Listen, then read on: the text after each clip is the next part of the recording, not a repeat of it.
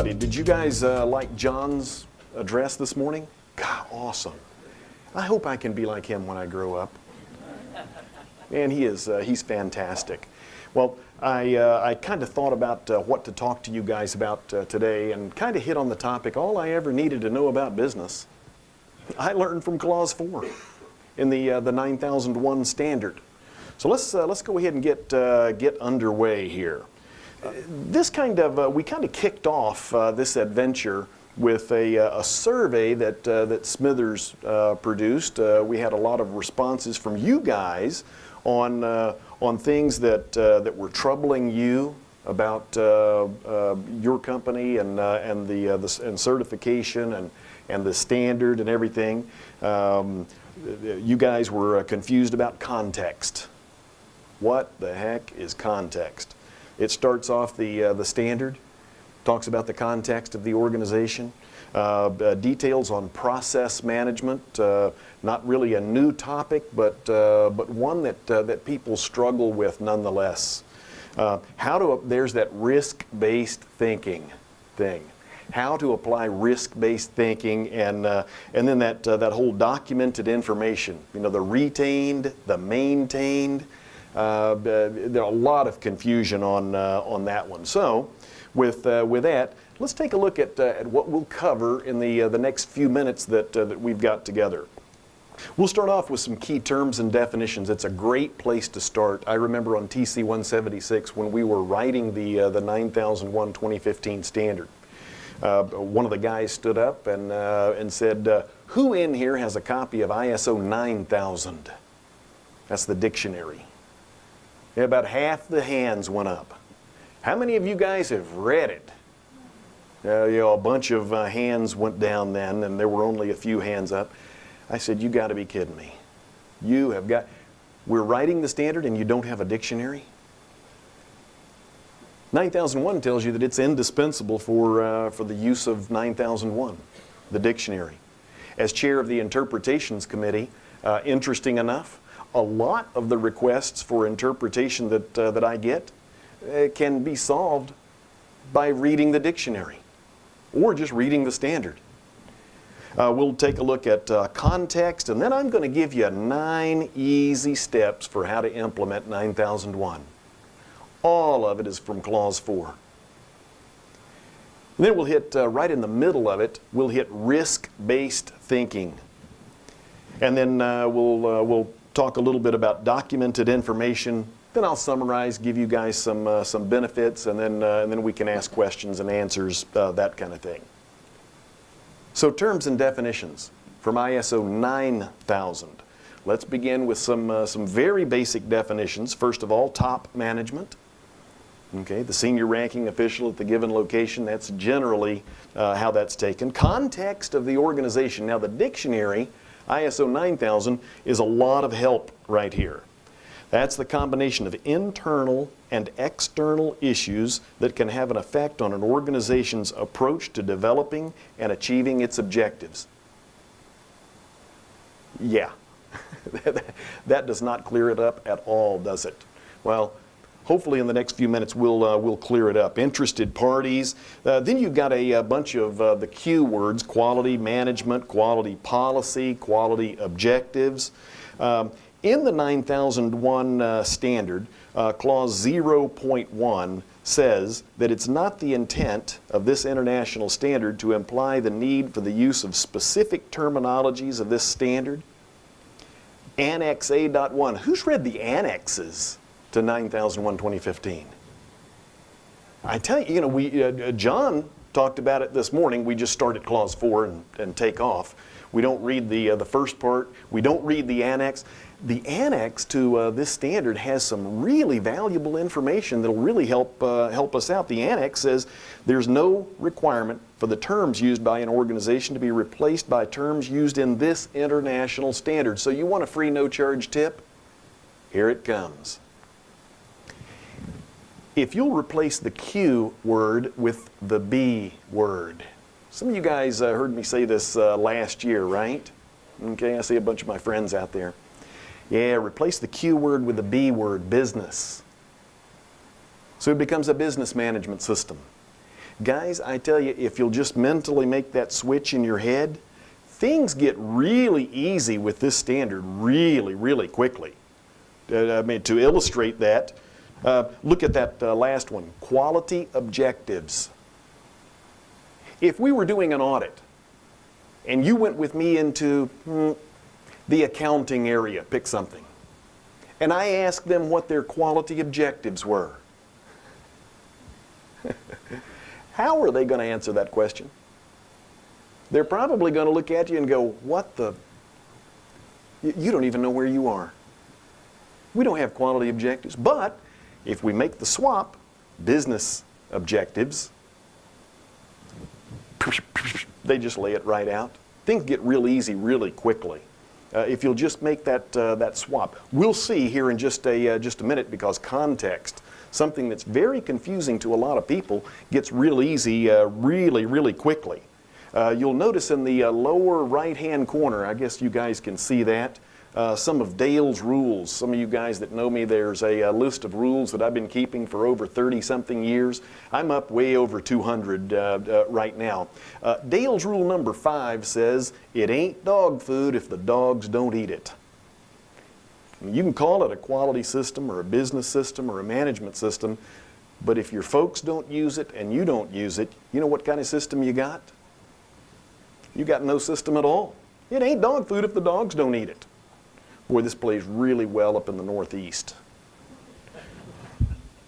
Documented information and record. The terms document and record don't appear anywhere in the standard. It's been replaced by that term, documented information. Well, people don't know what a document is. That sounds kind of silly, I know. But people don't know what a document is. They think it's that piece of paper right there. Well, the dictionary says a document, that's information and the medium on which that information is contained. The standard gives some examples. Records, those are documents. Specifications, procedures, drawings, reports, standards.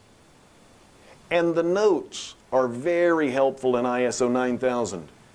If you look at the note right up there, the medium, it can be paper, magnetic, electronic, a computer disk, a photograph. Photographs are considered documents. So you've seen them. You got them out in your place, right? You got a photograph of a good one and a photograph of a bad one, right? Bad one's got the little line through it. Those photographs are considered documents. Master samples, you got them stuck to the board out there in the back. Those things are documents. Software is a document. I was doing an audit not too long ago. I looked at the back of the room. There's the fire escape plan. I said, I wonder if it's controlled. We went back there. It wasn't. So do you think I gave them a non-conformance in the audit? Nah. But I tell you what, it told me volumes. It spoke volumes for how they thought about documentation. I had somebody actually, you guys are not going to believe this, I had somebody actually tell me that the documents only apply to the quality department. They only apply to the products that we're producing. I went, oh my gosh, lost his last year's Easter egg. Oh, what a mess. What a mess. So documents and records, those two words aren't used. It's replaced by documented information. We'll talk about that in just a little bit. Processes, procedures, risks, procedures. See that one right there? Procedures. That's a specified way to carry out an activity or a process. And how about the note right there? What do you think about that note? Procedures can be documented, or not. Undocumented procedure. You ever seen any? There's some things that I would be horrified to find somebody following a written down set of instructions. Anybody ever had surgery? What would you think about the doctor that's following the make incision here? I'd be horrified to find that out.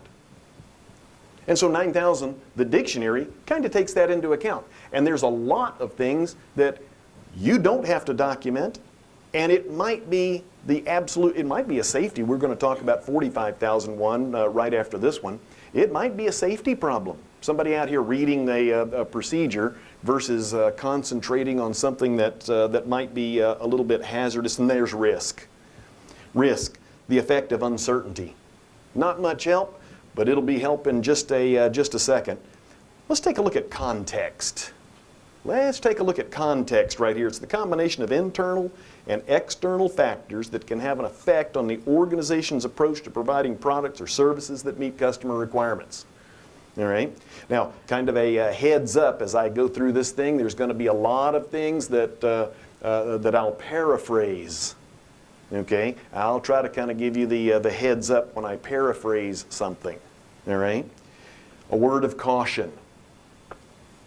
In the past, organizations have tended to do what other people have done when they're creating their management systems. Well, ISO intends the organization to create a management system that's unique to your individual businesses. No two businesses are alike. They're all different. If you are like your competitor, what's your competitive advantage? Why would a customer buy from you and not your competitor? So all businesses are different. There's a lot of different ways to meet the 9001 requirements, bazillions of ways to meet the requirements. I'm going to present a few possible ideas with us over the next few minutes. Okay? Realizing that there are many, many ways to meet the requirements. Organizations have to create a management system that meets your unique business needs. So all I ever needed to know about business, I found out in Clause 4.4. Clause 4.4 in the standard deals with the structure of the management system. But how an organization is structured really depends heavily on its context. And it also depends heavily on its interested parties. So, what's the context of an organization?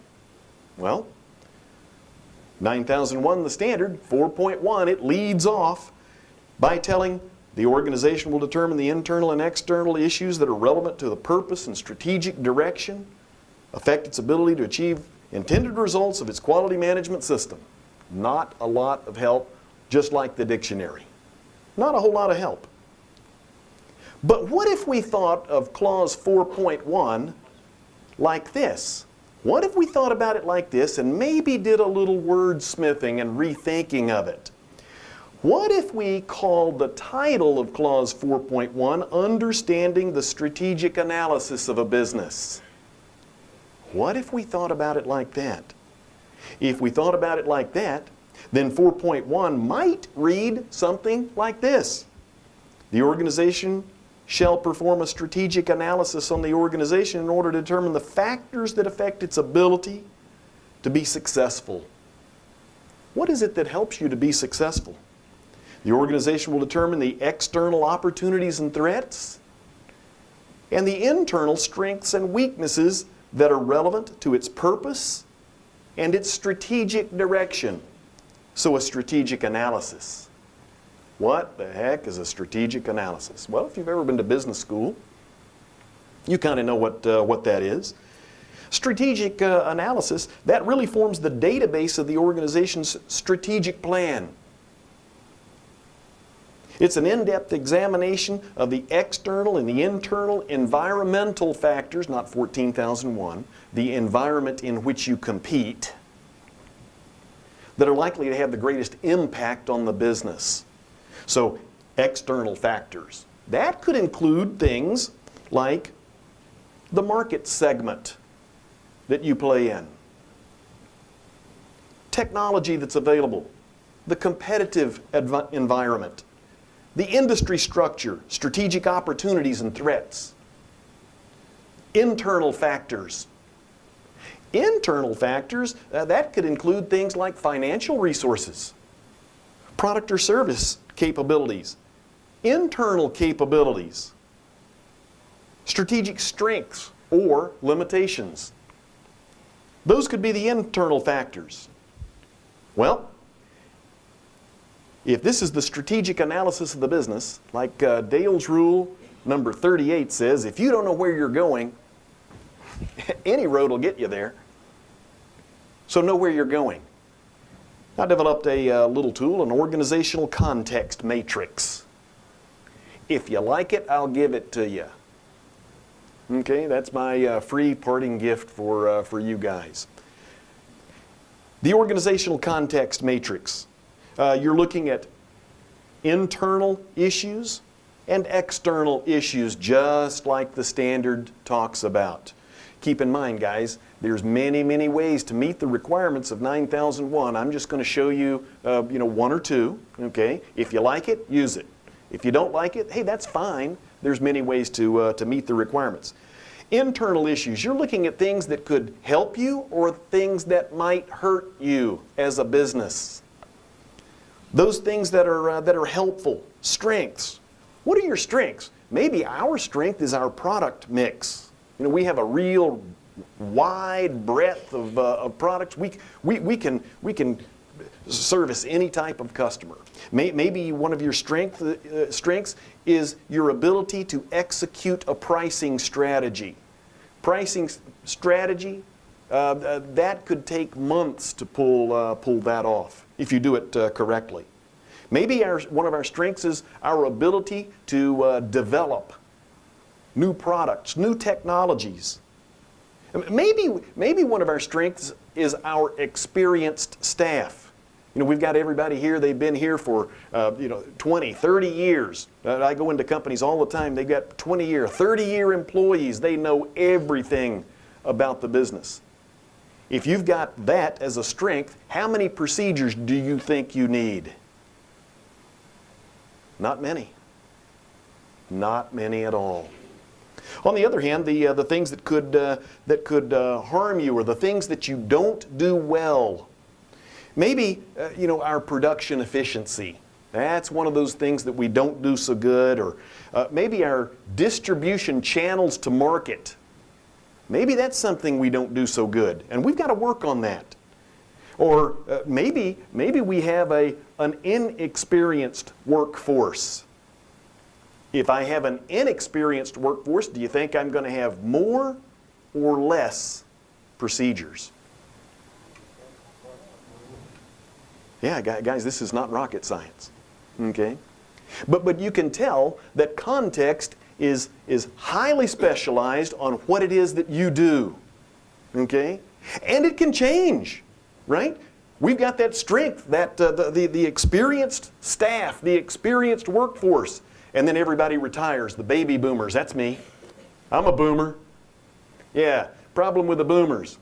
Well, you can abuse us and drive us and beat us, and we'll just come back the next day and take it, right?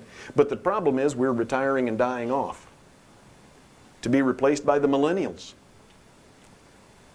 And the millennials, boy, what a special group. Yeah, I got a couple of kids that are, the millennial kids. Millennial kids, they'll start to work at 8 o'clock, and if they're not CEO of the company by noon, they've got their resume posted on all the job boards and all the interview sites by 11:30. Don't they? Right? And procedures. The pieces of paper. They're not going to read them. It's probably on a cell phone. Hey, a lot of people I've seen, they video the process. And they put it on the company YouTube channel or something. Right? Some of you millennials might have to help me out with that a little bit. Okay? But that's the procedure. Okay? Got nothing to do with paper. On the external issues things, maybe opportunities, things that we could take advantage of. Maybe technology, or maybe there's an opportunity to pursue a segmentation strategy. Instead of being all things to all people, we'll be highly specialized. That's the strategy that the corner grocery store had better be looking at right now. Did you hear about Amazon? John talked about Amazon this morning, the Kindles and all of that kind of stuff. Change and embracing change. Who did Amazon buy a few months ago? Whole Foods. It's also known as Whole Paycheck. Yeah, they bought Whole Foods. Now, what is it that Amazon does better than anybody? They distribute products to customers. So if I'm the corner grocery store, you know that they're looking at the drone stuff and all kinds of delivery, right? If I'm FedEx or UPS, I'd be pretty nervous because Amazon is looking at replacing them to be able to distribute their products better, cheaper, faster. All right? So if I'm the corner grocery store, maybe the opportunity I have is to pursue a segmentation strategy. And maybe what I do is I become a specialized grocery store that doesn't carry a bunch of commodities that can easily be replaced. Does that make sense, guys? Make sense? On the threat side, what could harm us? Competitive environment, innovations. Maybe we've got some new competitors that are coming in. All of those things play together to establish the context of your business. I put strengths, weaknesses, opportunities, and threats. Anybody ever heard of a SWOT analysis? Yeah, there you go. Don't have to do one. It's not required by the standard. But it's a pretty good way to look at things. Strengths, that's what we do good, what gives us an advantage. Weaknesses, that's the things that might put us at a disadvantage. Opportunities, we've got an opportunity, the things that would exploit some advantages, some things that we could do. Threats, that's things that could cause trouble for us. So, now that we've got context nailed, let's take a look at the business management system and its processes. Here we go into Clause 4, and I'm going to give you 9 easy steps for how to implement 9001, and this will make perfect sense for you guys. All right? Keep in mind, Dale's rule number 28. Every good idea eventually degenerates into hard work. So here we go. 4.4. This is a copy and paste right out of the standard. Okay, 441, you guys have all read it. The key starts out really in the second paragraph of 441, where it says the organization will determine the processes needed for the quality management system and their application throughout the organization. And then it says the organization shall, and it lists a bunch of stuff, A, B, C, D, all the way down the page right there. Well, what if we did a little wordsmithing and we kind of thought of it like this? The organization shall determine the processes needed to run the business. Now, isn't that easy? So what processes does it take to run your business? Well, let's see, we've got the quotation process, the proposal process, the order entry process, the procurement process, the production process. The processes required to run your business. You wouldn't believe it. As a certification body auditor, I'll go into companies, and the first question that I'll ask them is, hey, I'm from Tennessee. Hey, what processes does it take to run your business? And they go, huh, what? Well, that really sets everything up, okay? It sets the whole thing up. So the first step, told you I was going to give you 9. Here's the first step. Determine the processes that are needed to run your business. And the standard doesn't say determine the processes needed to run the business and how they apply in the quality department, does it? Nope. It uses that interesting word right there throughout. When by the way, this is not a new word. It's been in every standard, going back 18 years that I know of. You know what that word right there means? Bueller. Yeah, everybody. Yeah, throughout means throughout. It means top to bottom, front to back, side to side. It means everything. If we had meant for it to only apply to the quality department or only apply to production, it would have said, determine the processes needed to run production. But that's not what it says. It says throughout. So you figure the processes out that it takes to run the business. Deming had a great quote. John put a picture of Dr. Deming up this morning. Deming used to say, if you can't describe what you're doing as a process, you don't know what the heck you're doing. That's the Tennessee version. Yeah, that's true. So, the second thing that we do, we have figured out the processes that are required to run the business. Step number 2. Top management assigns responsibilities and authorities for the processes. That's process owners. You're going to find that in 441E. See, they don't go A, B, C, they don't go in alphabetical order. If you kind of swap it up a little bit, just a little, it's going to really make a lot of sense to you. Okay, so the first thing, what processes does it take to run the business? Second thing, who are the process owners? Third thing, top management, along with the process owners, figures out the sequence and the interaction of those processes. That's 441B.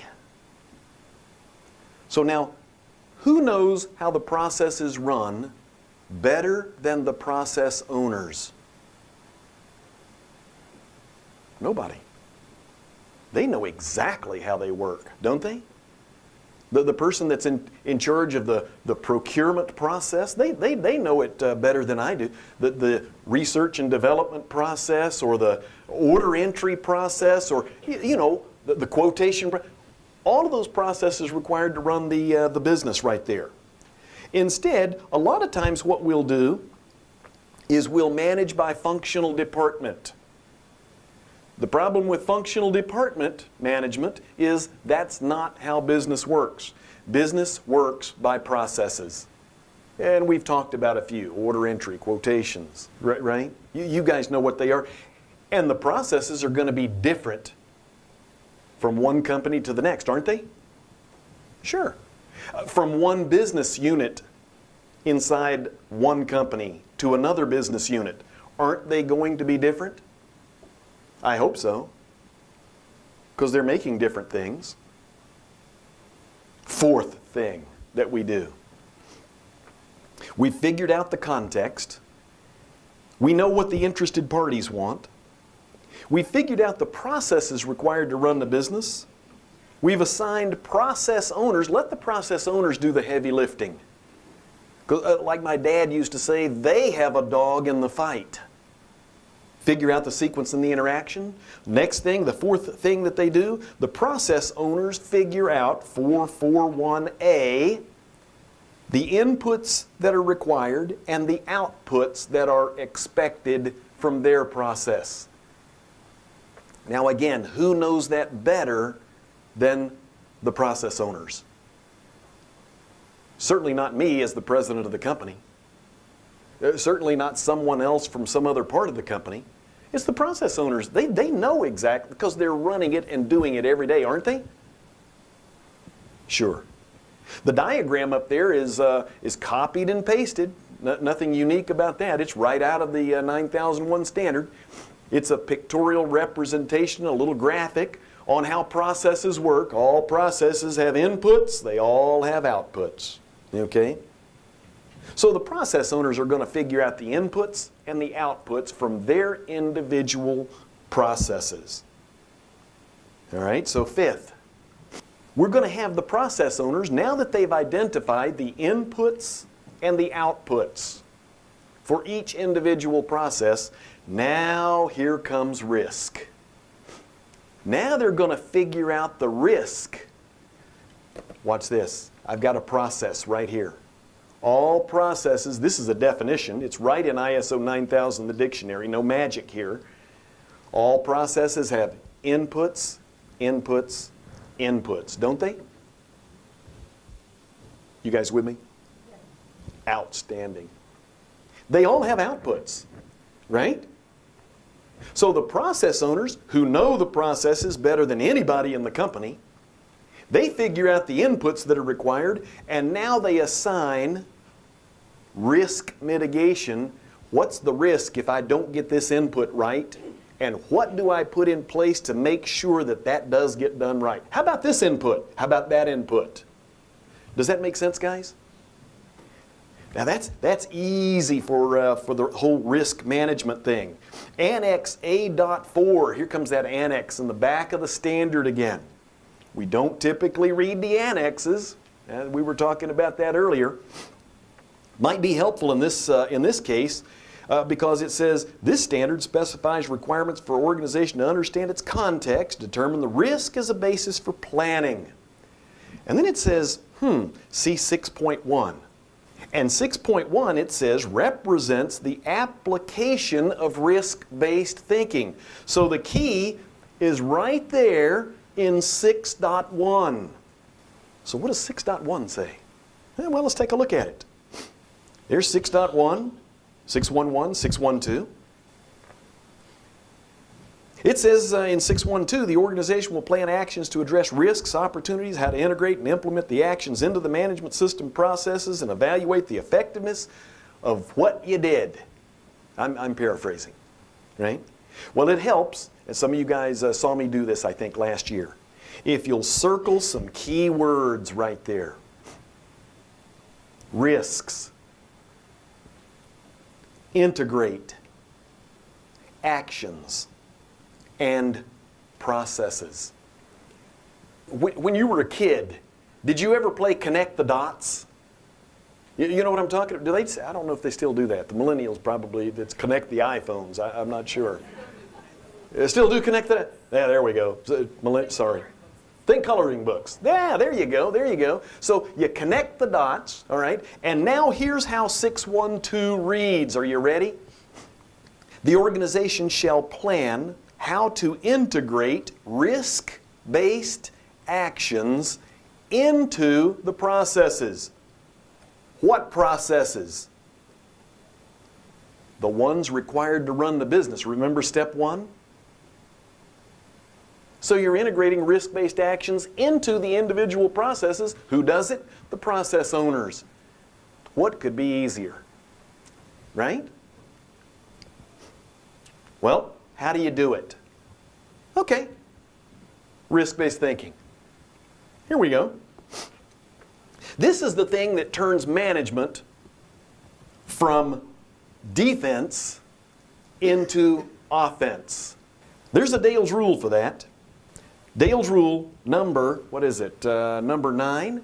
You can only score 2 points on defense. My dad used to quote that rule to me. Usually after I'd messed something up and I was in front of him going, and he'd say, boy, you're on defense. Get on offense where you can score the big points. Anybody wants a discussion on how a defensive player intercepts a pass and becomes an offensive player, I'll be available right over here at the end of the talk. Okay?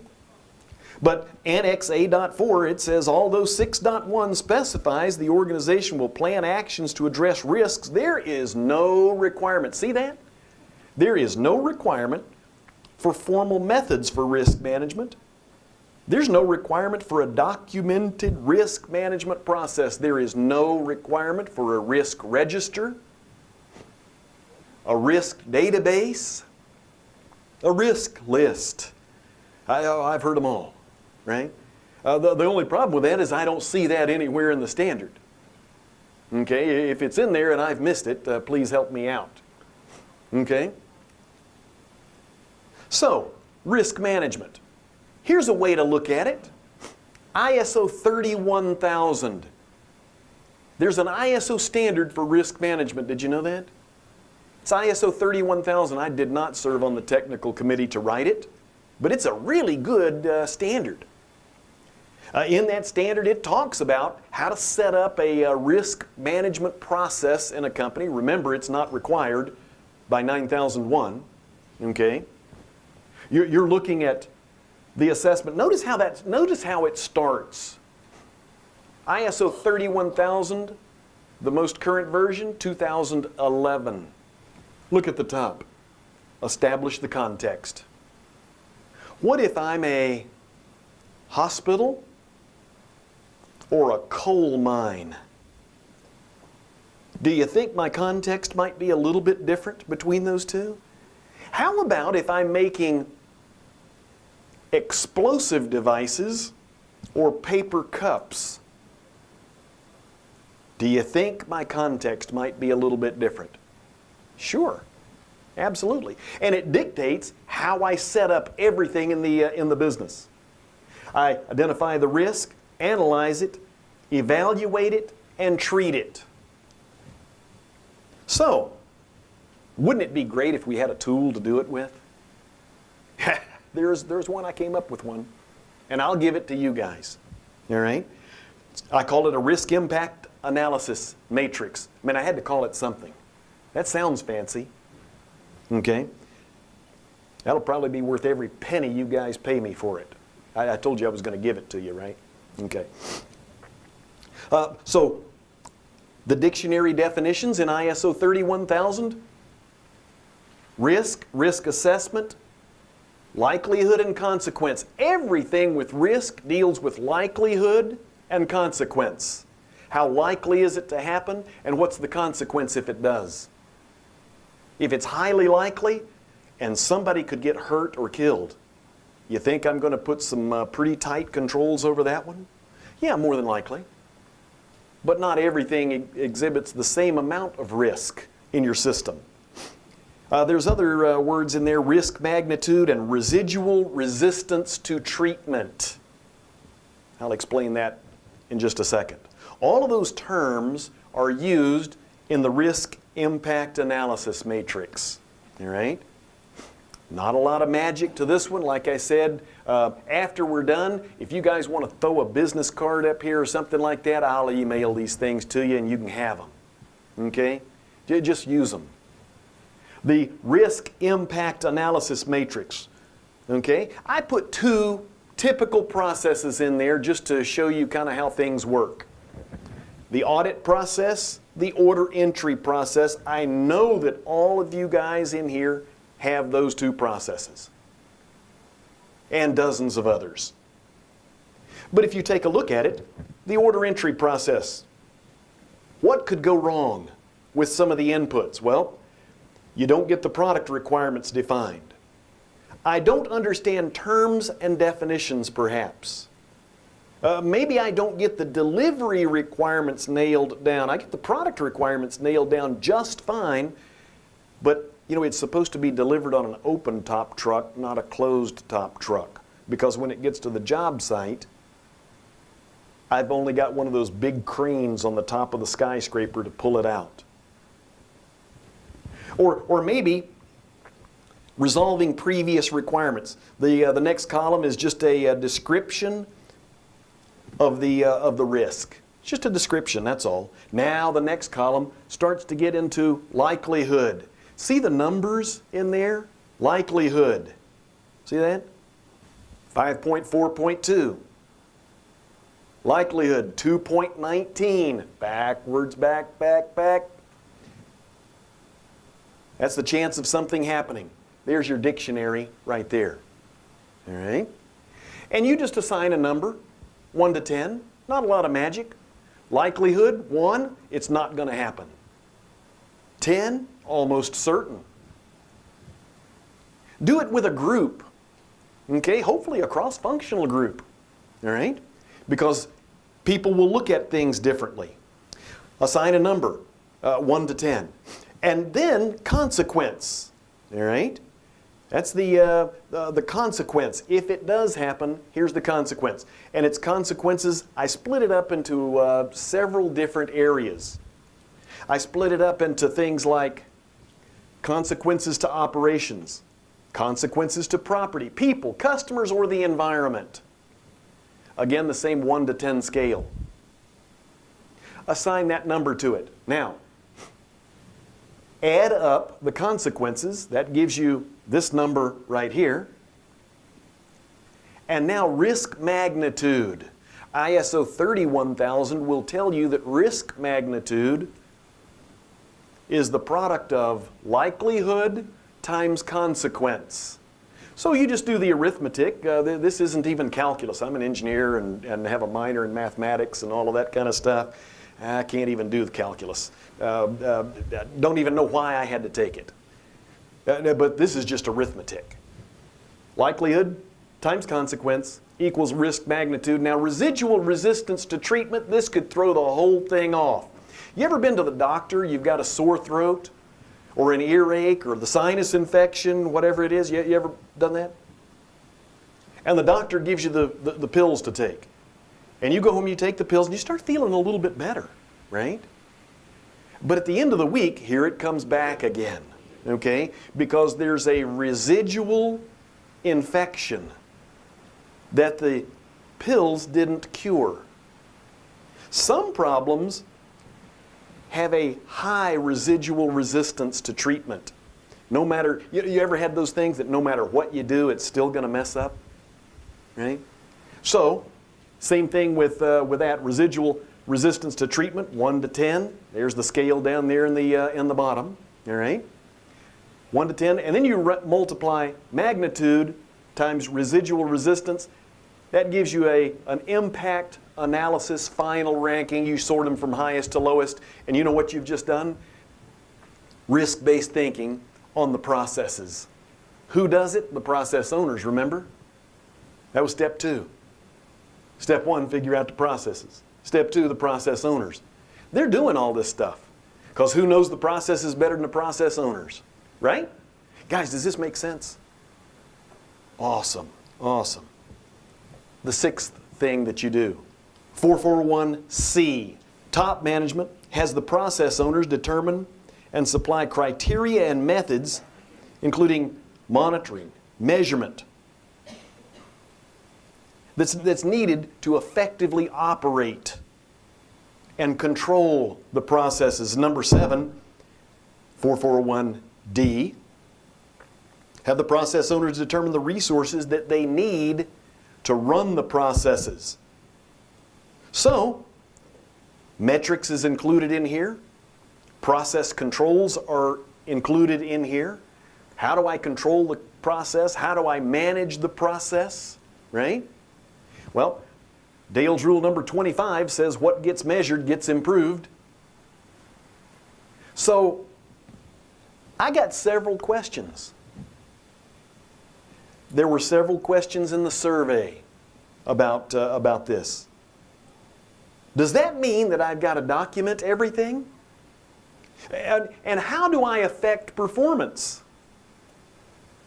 That's the responsibility, step 6 and step 7, of the process owners.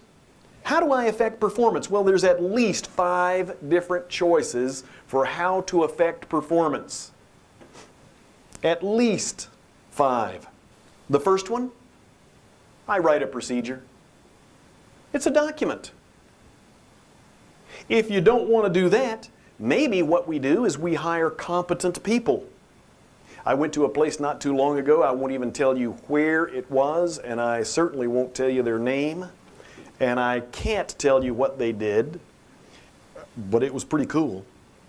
Everybody at this place has a minimum of 1 PhD, and it's PhDs in physics, engineering. Most of them have multiples. How many documents and procedures do you think they have? In fact, they're insulted if you might even hint that they might need a procedure for something. Now, they had a few, okay? But the point is, they chose the method of hiring competent people. Or you can train them. Send them to a training course. Help them so that they can reliably operate the process. If you don't want to do that, how about process controls? Hard controls or soft controls? A hard control. That's one you can't easily defeat. A soft control, you know what that is. You write a software program or put something in place that manages the process for you, a CNC machine or whatever. The 5th one, verification and oversight. Put that in place. Now see, because I'm an engineer, my wife is also an engineer. We got 2 engineers in one house. Not much fun, but everything works. So I've got a problem, you see, at my house with the car parking process. Yeah, the garage is a little bit short, okay? And so the challenge is, my wife drives the SUV, right? And so the trick is you got to pull it far enough in to the garage where you don't blam, hit the wall. You got to get it in far enough where the garage door doesn't come down and chop the back half of the SUV off, right? So I'm thinking, how do I address this problem? I've got at least 5 choices. I could have written a procedure for it. What? I don't know how that would play. Can you see that? Here, dear. I've written a procedure for how to park the car. That one, that wouldn't work, right? Or, there you go.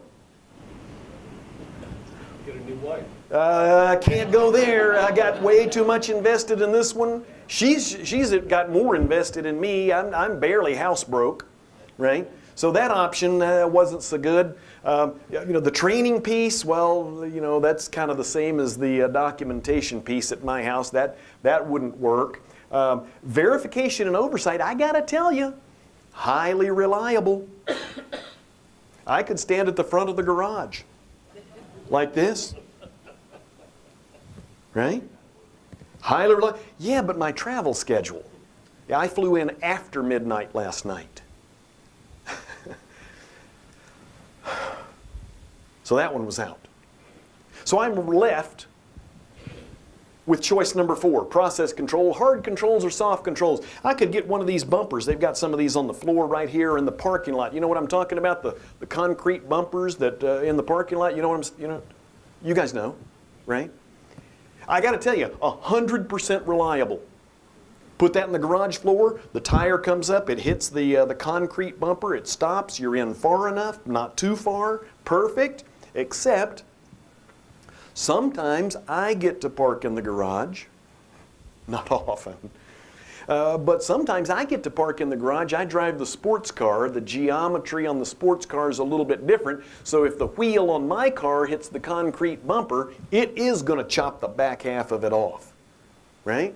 So I'm left with one choice, soft controls. I hung the tennis ball from the ceiling. Yeah, hang the tennis ball from the ceiling. When the car comes in, it hits the tennis ball.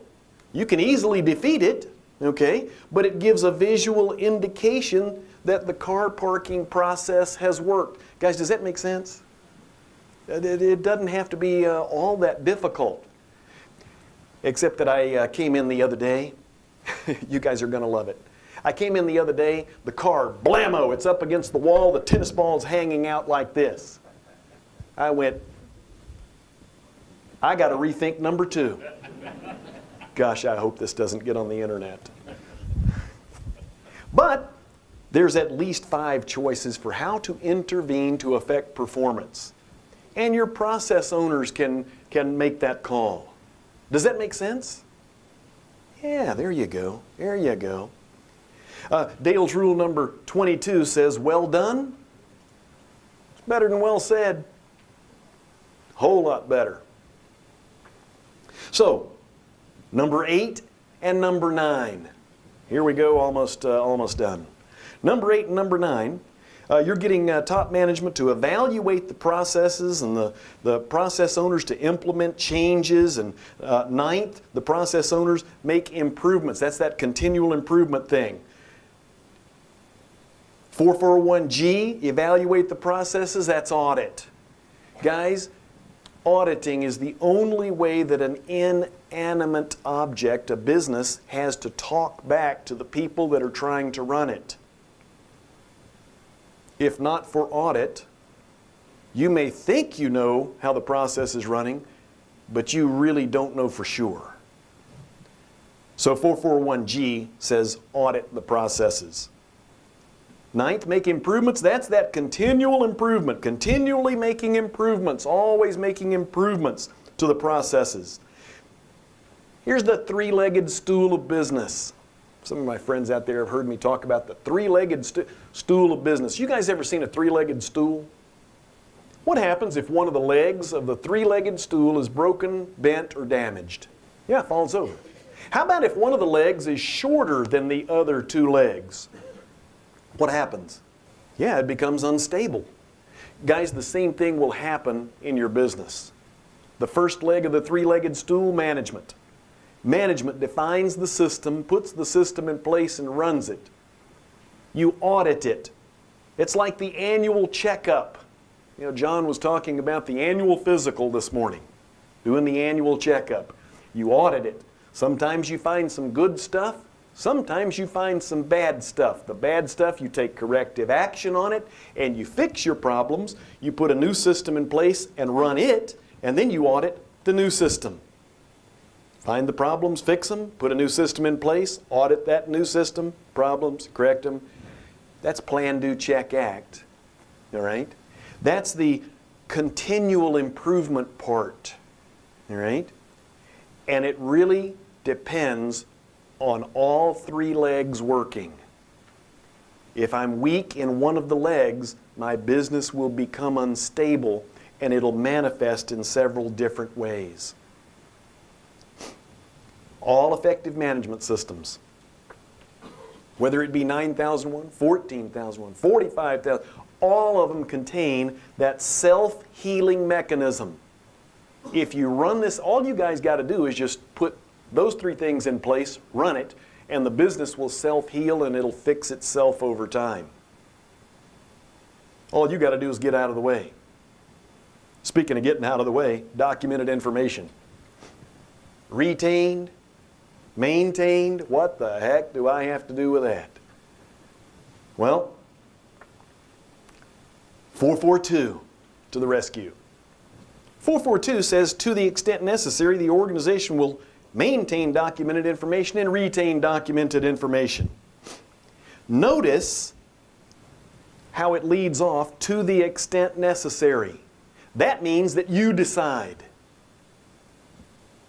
Remember the choices, right? One of the choices is the documentation thing, all right?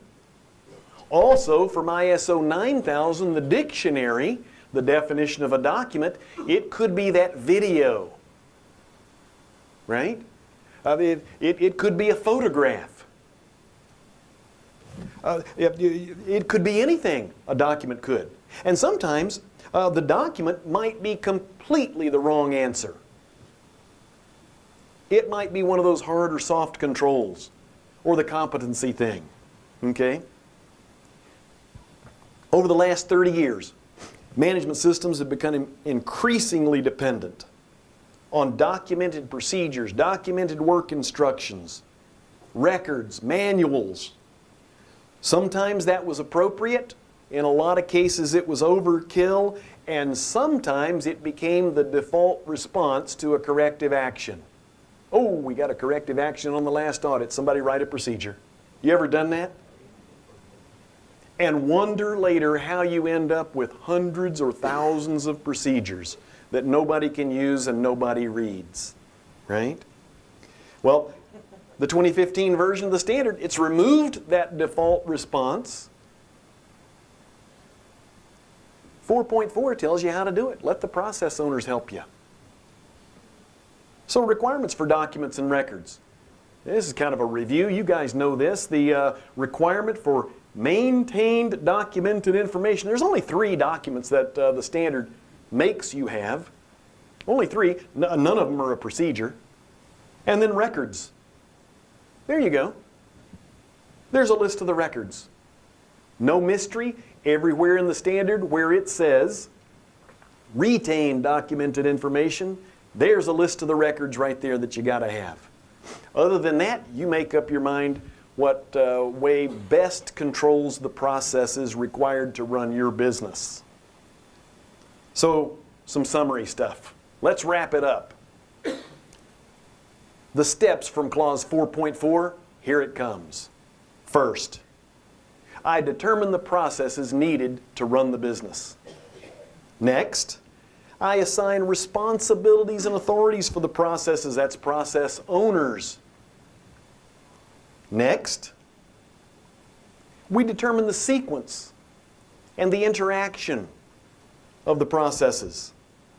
Fourth, let the process owners figure out the inputs that are required and the outputs that are expected. Fifth, have the process owners address risks and opportunities associated with those inputs and those outputs. They can do it. Who better to do it? Because, see, they're running the processes all day, every day. Sixth,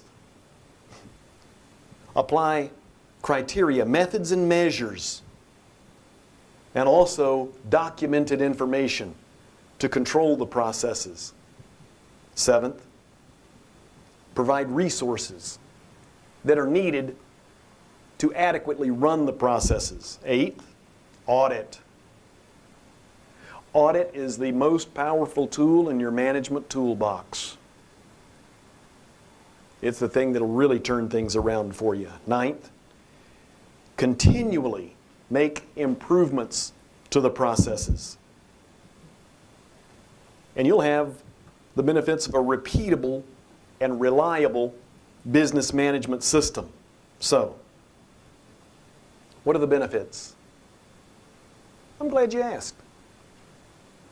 Some Harvard Business School studies show that management system standards that are properly implemented, there's the key. There's not a whole lot that I see that are properly implemented, but now you guys know the 9-step process for doing it, and you know how to do context, right?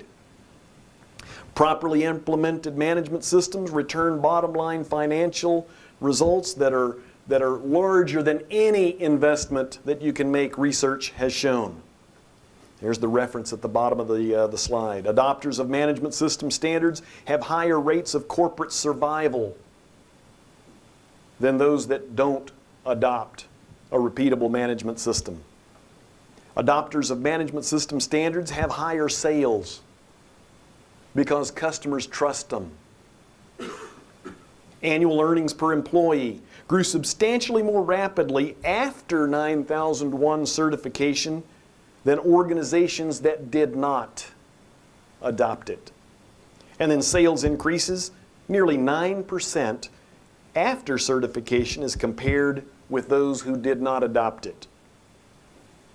Adopters had a 10% higher increase in the number of employees than non-adopters, while at the same time increasing profit. Total payroll grew more than 18% more than non-adapters, while profits increased. Annual wage increases averaged almost 8% for adopters versus non-adopters.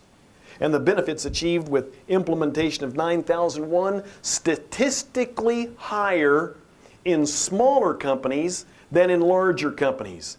It is very difficult to wreck a larger company. There's several, I'm not calling any names, that have done a pretty good job of it. In a smaller business, you make one mistake, you're out. Right? Organizations that adopt and certify to 9001 improve corporate survival and profit. The conclusions show certification of management systems result in benefits in the organization and its employees. Businesses become more profitable and they're able to pay their employees more. Internal benefits achieved exceeded external benefits. And then adopters have shown a greater increase than non-adopters in a wide variety of financial measures, including profit and stock price. Now, I kind of debated opening this up for questions and answers, all right? However, I did it last year. This year, the material is highly customized to each individual business. So your questions are probably going to involve, how should I look at context for my company, or how could I implement this thing for my business? And it would be very difficult to give an answer for one that would apply to, gosh, hundreds that are in here. So, tell you what I'll do. I got some business cards up here. If you guys want copies of the tools. Throw a business card up here. I'll email them to you next week. Fair? And you know what I'll charge you? Don't tell my wife, nothing. And I'll stick around up here or in the back. I'll be around all day. If I can help you guys out, I would love to. That's it.